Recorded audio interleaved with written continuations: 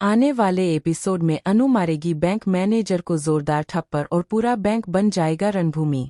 कहानी तब शुरू होती है जब पुष्पा रानी घबराई हुई अनु के पास आती है और बताती है कि अनु के पापा उधर बैंक से बारात निकलने के बाद से लापता है। किसी को पता नहीं कि वह कहाँ गए। अनु पहले से ही टेंशन में होती है। तभी उसे एहसास होता है कि पापा पैसे के लिए बैंक गए होंगे।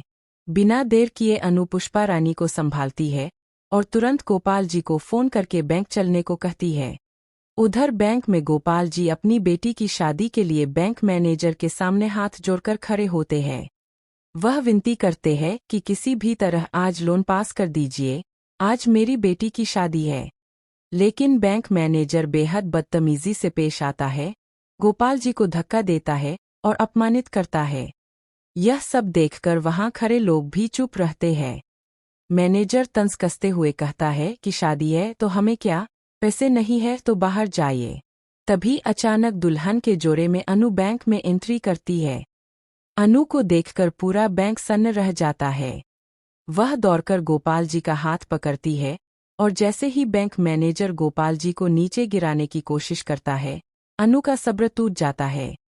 अनु सबके सामने बैंक मैनेजर को जोरदार थप्पड़ मारती है और कहती है कि एक ईमानदार बाप आपकी दया नहीं, अपना हक मांग रहा है।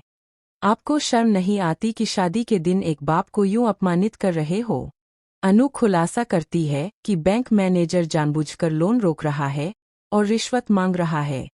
पुष्पा रानी और गोपाल जी की आंखों में आंसू होते हैं, लेकिन अनु की हिम्मत सबको मजबूर कर देती है कि वे उसका साथ दें।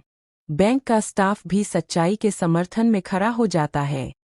आखिरकार बैंक मैनेजर अपनी गलती मानता है, लोन पास करता है और गोपाल जी से माफी मांगता है। अनु अपने पिता को गले लगाती है और पूरे बैंक में तालियों की गूंज सुनाई देती है। अब सवाल यह है कि क्या इस थप्पड़ के बाद बैंक मैनेजर चुप बैठेगा या अनु से बदला लेने की नई चाल चलेगा?